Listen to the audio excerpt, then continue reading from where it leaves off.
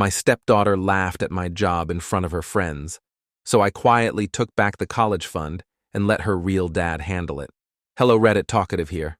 I've been married to my wife Amanda for 8 years now. We met when her daughter Lily was around 9, and she's 17 now, just about to graduate high school. I've been in her life longer than her biological dad ever was. He dipped when she was 3, showed up maybe once every few years, and then ghosted again when it was time to actually parent. When Amanda and I got serious, I didn't just marry her. I took Lily in as my own. I helped with homework, went to her dance recitals, showed up for every parent-teacher conference, and held her through her first heartbreak. I taught her how to drive, stayed up late building her science projects, and worked extra hours when she wanted to join that expensive travel volleyball team. Thing is, I'm a mechanic. Own a small auto repair shop with 2 other guys. Not flashy, not glamorous, but honest work. Pays the bills, gives us a good life. I've always been proud of what I do, even if I come home smelling like oil and sweat. I never thought it was something to be ashamed of. Lily, though, somewhere around 15, she started to shift. She got caught up with these girls at school, moneyed families, designer bags, their dads in suits and cufflinks, moms with Botox and tennis clubs. I could tell she felt a little embarrassed when I'd pick her up from school in my grease-stained uniform. The kids would give me those sideways glances. You know the ones. I brushed it off. Teenagers can be like that. I figured it was a phase, but then came the party. Lily had a little get-together at our house. Nothing huge, just a dozen or so of her friends. Amanda and I stayed out of the way, cooked up some snacks, and let them hang in the backyard. I was coming out to refill the ice bucket, and I heard laughter. Not fun laughter, mocking laughter. Lily was talking to her friends near the patio. She didn't see me. One of her friends asked what her dad did, and she corrected them. He's not my real dad. He just works on cars. Like, literally a mechanic. So embarrassing, right? I told Mom to make him park his stupid truck down the street so people don't think we're poor. I froze. I wasn't angry at first. I was stunned. Like someone socked me in the gut. After everything, after years of raising her, loving her like my own, she reduced me to a stereotype in front of a group of teenagers, a punchline. I didn't say anything that night. Didn't want to make a scene. Amanda saw I was quiet and asked if I was okay, but I just told her I was tired. The next morning, I told Amanda everything, and to her credit, she was furious. She grounded Lily on the spot, took her phone, canceled her weekend plans.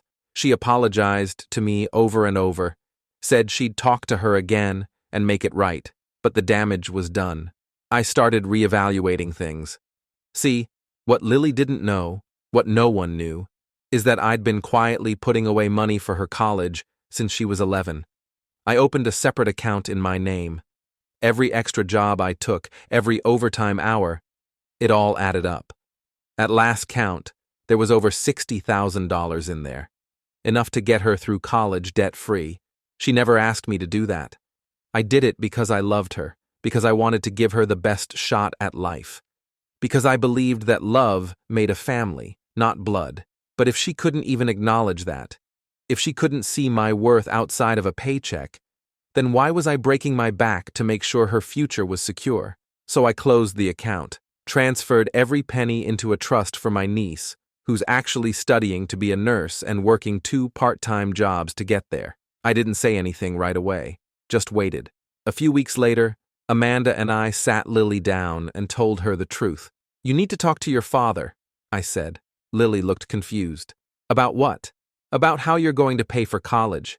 The fund I had for you, it's gone. Her eyes got wide and she laughed, like she thought I was joking. You're seriously not paying for college? You're just going to let me fail because of one mistake? One mistake? I said. Lily, this wasn't about embarrassment. This was about disrespect. You looked down on me because of what I do.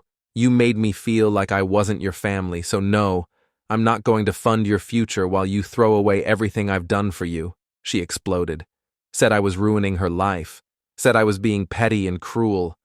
Amanda tried to mediate, but I stayed calm. Told Lily again, call your real dad. Maybe he can help. Funny thing, he couldn't. Turns out the man hadn't saved a dime. He offered to co-sign a loan maybe, but he was barely keeping a roof over his own head. When Lily realized she'd burned the bridge she actually had, the panic set in. She didn't talk to me for weeks. But you know what? It was a wake-up call. For her and for me. She eventually came around. Not because she wanted the money back, but because Amanda sat her down and walked her through everything I'd done over the years. The late nights, the extra shifts, the quiet sacrifices, the reality of adulthood and how far love goes when it's backed by action, not just words. Lily apologized. Not right away and not perfectly, but sincerely. She said she hadn't realized how much I did for her, that she was trying so hard to fit in with people who didn't matter that she lost sight of someone who did. I'm not paying for her college, but I did agree to help her get a part-time job at my friend's tire shop. She's learning what it means to earn her way, and she's seeing that dignity doesn't come from a job title or a clean shirt. It comes from showing up for the people you love. She's not calling me her stepdad anymore, just dad, and that means more than any degree ever could.